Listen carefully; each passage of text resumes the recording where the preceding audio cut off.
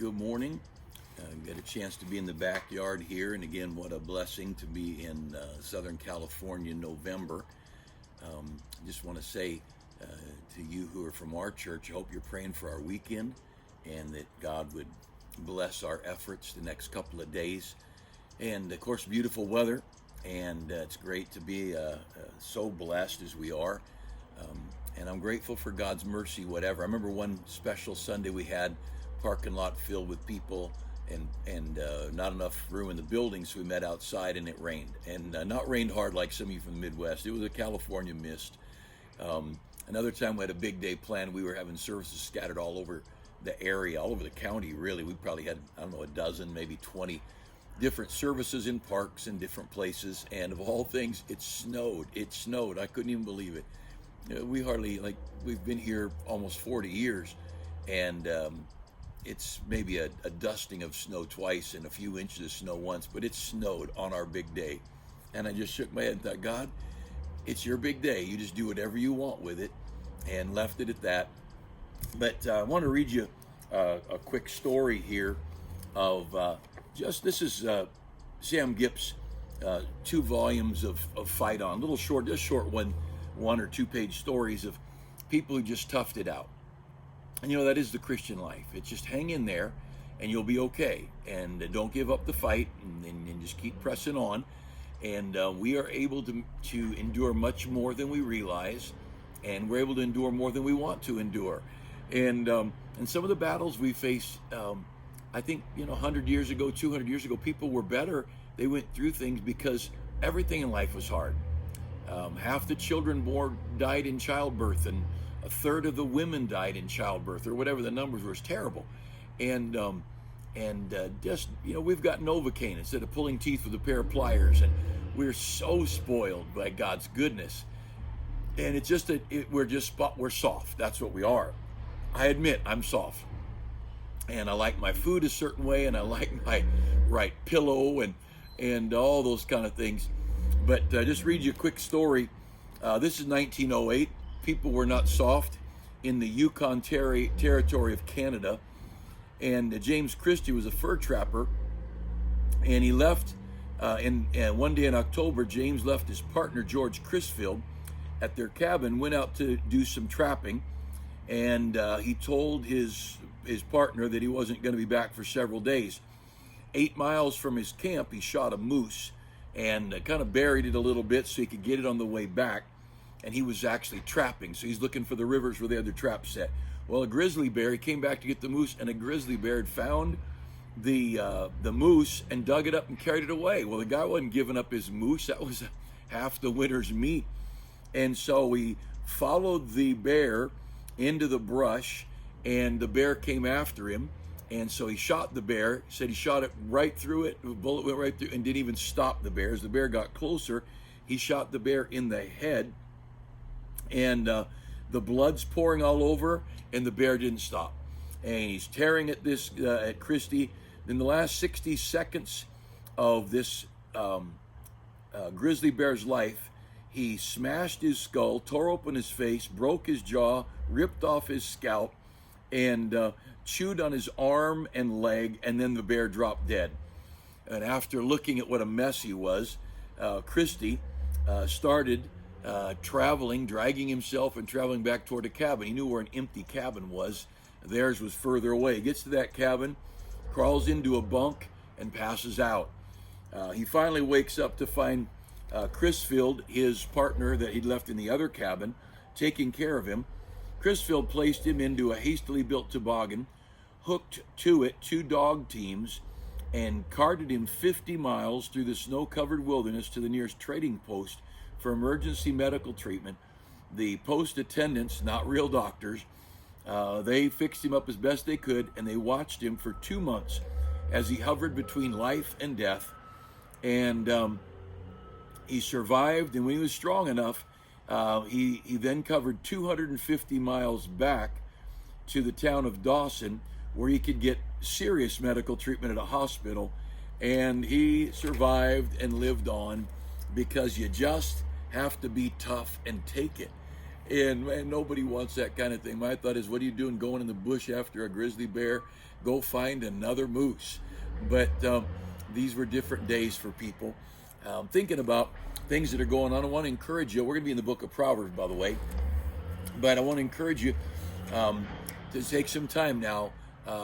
Tonight, 7 o'clock, is our prayer meeting. If you can get to church, at 7 o'clock, we'll meet in the Spanish chapel. We'll pray a little bit, or we'll sing a little bit. Then we'll split up and pray for the next half hour to an hour, however long people want to pray.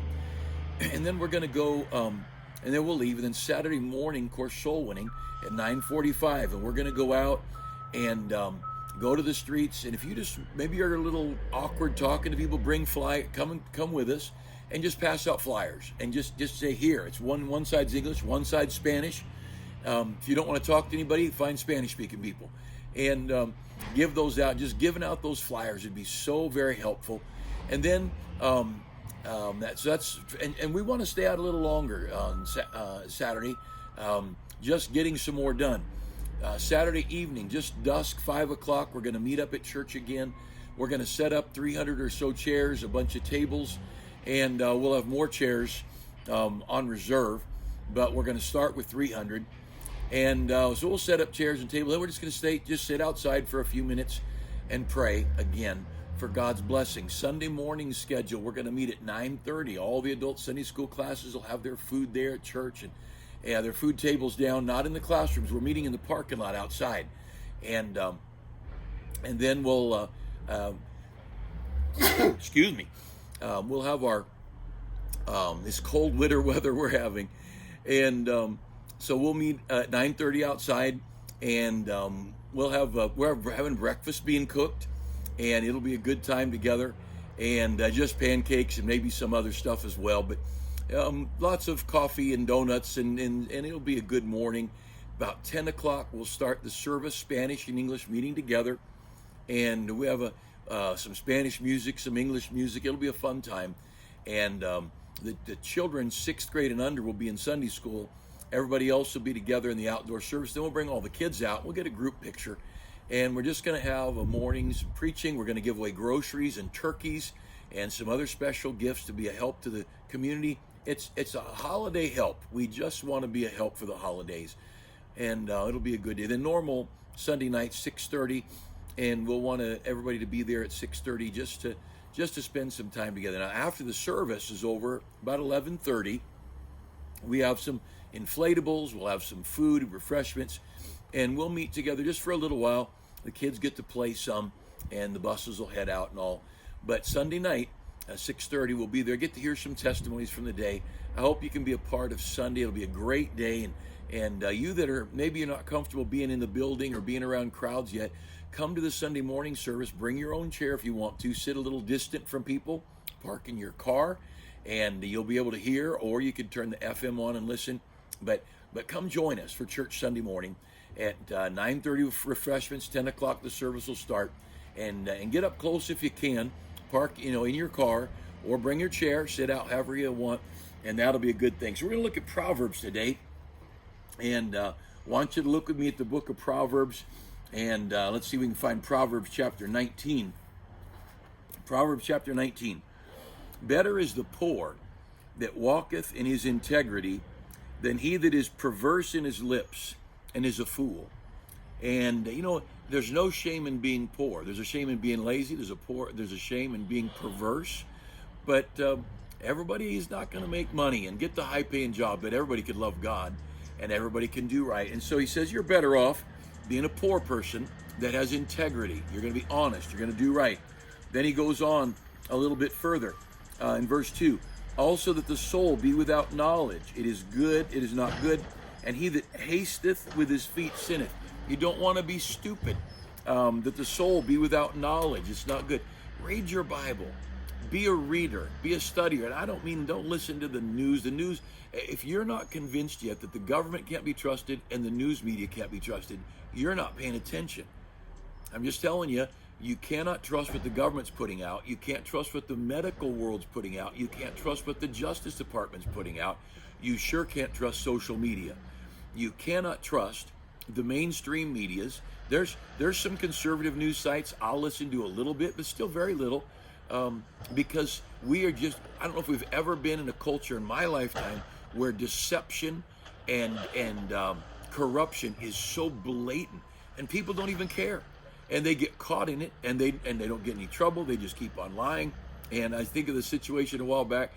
Somebody made these 4 or 5 accusations, and we've got all this corruption from Washington to California, and 4 or 5 accusations, and by the time it was all said and done, 4 of them were clearly proven to be lies. They just flat out lied. And the 5th one, or the 4th, whatever the last one was, it couldn't be proven one way or another. It just couldn't be established. It was just what someone said. And everybody just took that as truth, as gospel truth. And I think someone lies 80% of the time, maybe you shouldn't believe that last 10%. If they've got 75% or 80% proven lies, I'm not betting on that last one being true. But people are nuts. But he says in verse 2, that the soul be without knowledge is not good. We ought to be readers. We ought to be thinkers. We ought to, especially our Bible, get to know your Bible. Get familiar with it. Read Proverbs, read Psalms, read some New Testament, read some Old Testament. Get familiar. Verse 3 of Proverbs 19. The end of verse 2. He that hasteth with his feet sinneth. We are in a hurry. I am. You are, most of you. And we want to hurry to that next event and hurry to that next thing. And especially in Southern California. I know some of you are out of the area that watch these or listen to these. You're out of the area, but oh my. Southern California cities are hurried. Hurry, hurry, hurry. And he makes a simple observation. He that hasteth with his feet sinneth. When you're in a hurry, all the time, you're going to do wrong. And you need to be deliberate, and you need to make a plan. And some of you young people, don't be in a hurry to get married. And some of you young couples, don't be in a hurry to have babies. Let God guide you along the way. But we don't have to be in a hurry. Don't be in a hurry to get out of high school. Don't be in a hurry to get out of college. I don't even think you ought to be in a hurry to go to college. Get a career, make some money. But haste, that thoughtless hurry, it leads to wrong. Verse 3 of Proverbs 19. Foolishness of man perverteth his way, and his heart fretteth against the Lord. The foolishness of man perverteth his way. When we, as humans, mankind, our foolishness gets us to do perverse things. We think we can get away with this. We think we could have this happen, though it's violating biblical principles. We think we can do this, though our parents told us not to, or whatever it might be. The foolishness of man, it causes us to be perverse, to have a twisted, crooked path. And then he says in the end of verse 3, and his heart fretteth against the Lord. You know how when you're speeding, and of course none of us do it, but if you were speeding, you keep watching your rearview mirror, you're fretting, you're worrying, watching for a car, or watching for a police or whatever. If you drove the speed limit, you wouldn't have to be fretting against the Lord. And let's just do right. Now, I'm not saying if you do right, trouble doesn't come. But I'll tell you this, when trouble comes and you've done right, you can step back and rest in the Lord and know that you're there with God, and know that God's in charge and everything's okay. And that's what we need. We want to rest in him. He goes on one more verse, Proverbs 19:4. Wealth maketh many friends, but the poor is separated from his neighbor.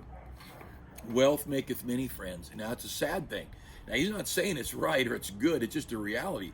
People with money, everybody wants to be a friend. A little later in Proverbs it says, every man is a friend to him that giveth gifts. Everybody wants to be. If you have money, you're going to have people around you. I had a friend who had quite a bit of money, and he said the hard thing about having money is you never know who your friends are. And I was talking to another friend who's very rich, multi-millions and millions of dollars.